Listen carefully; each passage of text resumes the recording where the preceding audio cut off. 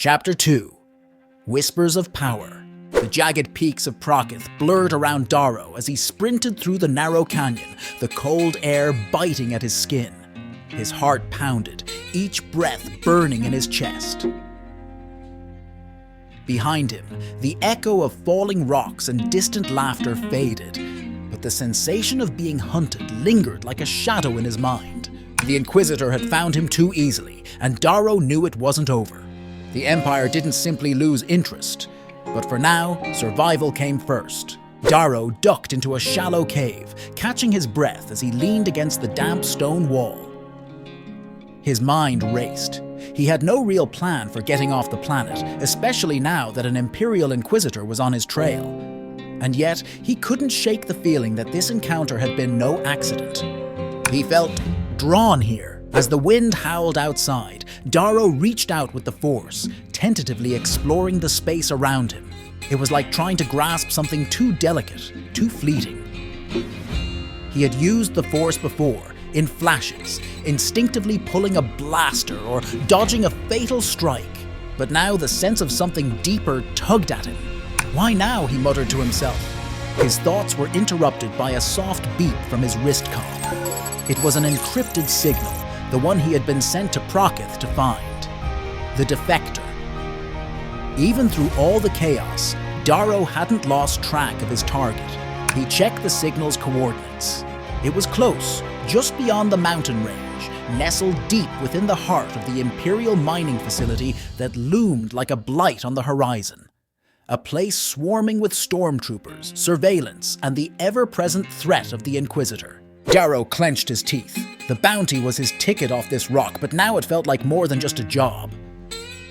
The Force whispered to him, urging him forward. Hours later, night had fallen over the mountainous terrain, and Daro crept along the outskirts of the mining facility. Floodlights illuminated the heavy machinery and patrolling stormtroopers, their white armor gleaming against the dull metallic landscape. Daro kept to the shadows, moving with the silence and precision of a predator. His connection to the Force heightened his awareness, allowing him to sense the troopers' movements before they happened. But the dark presence of the Inquisitor still lingered in the back of his mind like a predator biding its time. He made his way toward an access tunnel, his path mapped out by the data he'd acquired from his contact, Lorna Creel. The Defector, an officer named Tarrik Vos, was supposedly hiding deep within the facility, waiting for extraction by the rebellion. One step at a time, Daro whispered as he entered the tunnel. Inside, the air was thick with the smell of oil and dust. The hum of machinery reverberated through the narrow corridors, and Daro moved quickly, relying on the signal to guide him. Each step brought him closer to the target, and he suspected, closer to the danger he had yet to face. After what felt like an eternity, Daro reached a small, dimly lit chamber at the heart of the facility. The signal pulsed stronger here, and he could feel the presence of another person, nervous, desperate. Tarrik Vos. The man was hunched over a terminal, his once Imperial uniform torn and dirtied. He flinched at the sound of Daro's footsteps, spinning around with a blaster in hand. "I'm not here to kill you," Daro said, raising his hand slightly. "But if you don't lower that blaster, I can't make any promises." Tarrik hesitated, then slowly lowered his weapon. "Who are you?" "Name's Daro Jynn, bounty hunter," Daro replied, watching the man closely. "The Empire wants you back, dead or alive." "Then why haven't you killed me?" Tarrik asked, eyes narrowing. Daro smirked. "Because the Empire's not the only one paying for you." Tarrik's face tightened with fear. "You don't understand. The Inquisitor, he's after me. If he finds me, I'm as good as dead." "He already found me," Daro said grimly. "Which means we don't have much time. You want to get out of here or not?" Tarrik nodded quickly, but before either of them could move, a familiar chill ran through Daro's spine. His heart sank as he felt the oppressive darkness of the Inquisitor drawing near. "It's too late," Tarrik whispered, eyes wide with terror. "He's here!" The room seemed to darken, the air growing colder. Daro turned toward the entrance, his hand hovering over his blaster.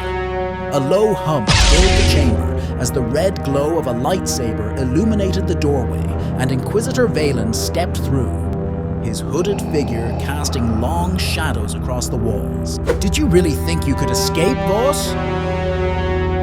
Valen's voice was smooth, mocking. His gaze shifted to Daro, and the faintest smile touched his lips.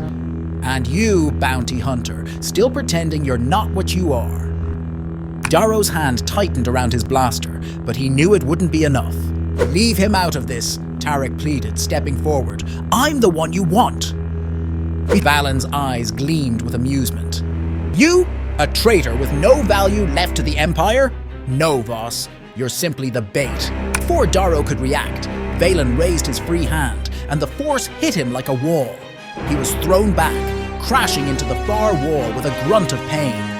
His vision blurred as he struggled to stand, but the weight of the Inquisitor's power was overwhelming. "You could be so much more, Daro Jynn," Valen said, his voice dripping with malice. "But you waste your gifts.